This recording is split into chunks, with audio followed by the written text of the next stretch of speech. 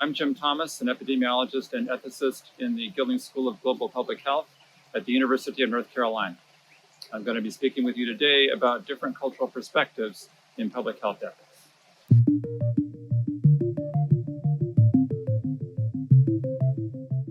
We are here in an urban park in Durham, and there's a river running through it, so you're going to hear some of that water in the background. But Jocelyn, please tell me your name.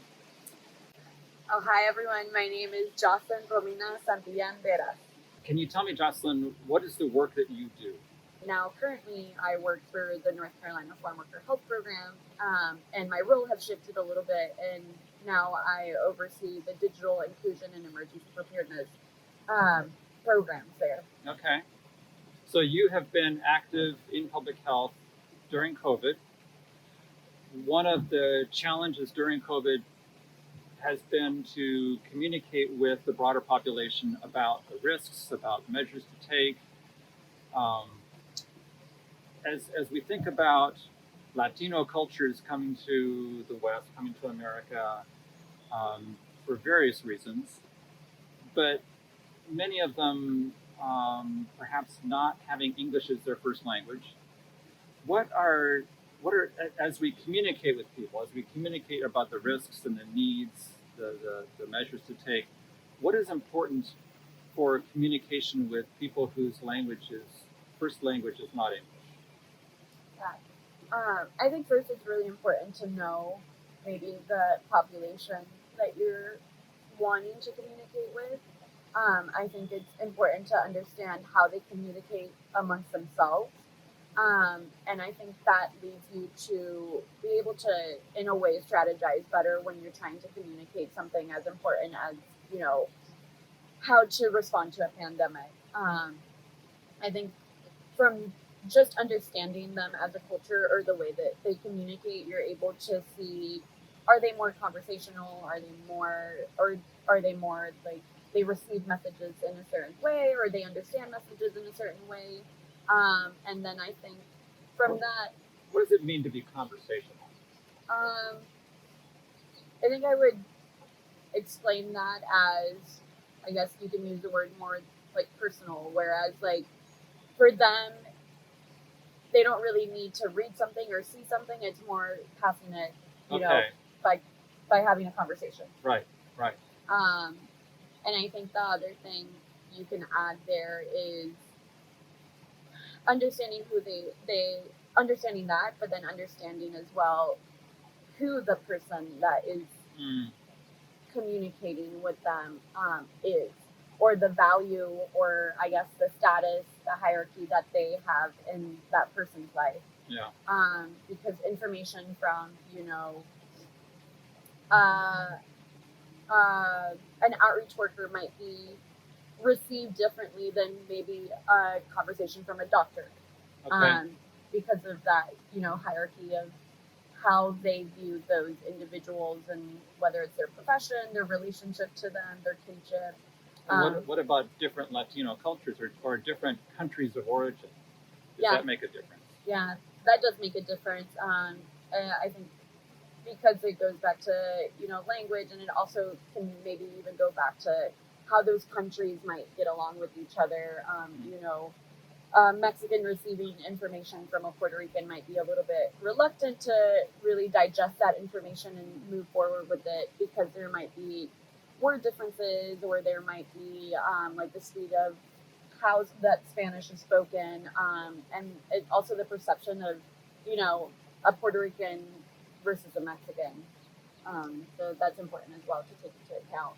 So one of the things that's really important in public health ethics, one of the goals of public health ethics, is to administer public health in a way that really engenders trust, because public health generally is not very coercive.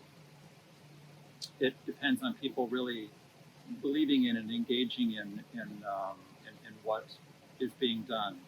So what kinds of things would you say it would be important for a public health system to do with people whose first language is not English, or who have recently immigrated, are not generally of this culture? What are the kinds of things we should pay attention to engender trust? Well, to answer this, I may be a little bit biased, but I definitely think that taking advantage of models that use outreach workers as that connection, because typically outreach workers are members of that community. They may even be of the same background. They may, have that better understanding of how to relate to that culture, but also be able to take the information that is wanting to be put out there and almost adapt it to the populations that they're trying to connect with. So I've always seen outreach models and as very beneficial because of that. And many times, in my experience, outreach workers that are getting hired because maybe they had some barrier that they faced and they had the opportunity to come into that role as an outreach worker, or many times they had experience with other outreach workers and they've seen the benefits and they want to continue that work as well. One of the things I've heard from you is that there's a lot of variation within a country and a culture. You've talked about indigenous people and non-indigenous people, perhaps more European descent, living in Mexico.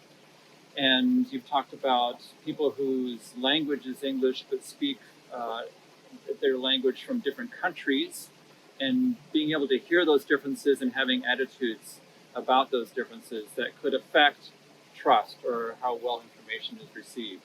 These are all things that are really critical in performing public health ethically so that we are able to reach all populations. Is there anything else that you would want to add, that you would want people to know about culture and public health and doing public health in a way that is sensitive to culture? As I've continued my journey and, gotten a little bit more into the public health realm, I've also understood that we forget that we don't have the answers. We can go to these populations and ask them for the answers, and we shouldn't necessarily, and I know I just said it, but we shouldn't necessarily say, who can we bring to the table, but it's more whose table can we go to? Which I think is also one of the things that we sometimes forget. We're like, all right, especially as we continue moving up in our education or in our fields, we forget that it's not about bringing people to our table, but it's about us going to their table. Well, that's very well said. Yeah, thank you for saying that. Yeah. And thank you for taking this time to talk with me and to share your perspectives. I know we've only touched on a couple of things, but I believe it's been worthwhile, and I've learned a lot from talking to you. Thank you, Cynthia. Thank you for listening to one of my talks on public health ethics. If you want to learn more, you can visit the resources page on my personal website, jcthomas.org.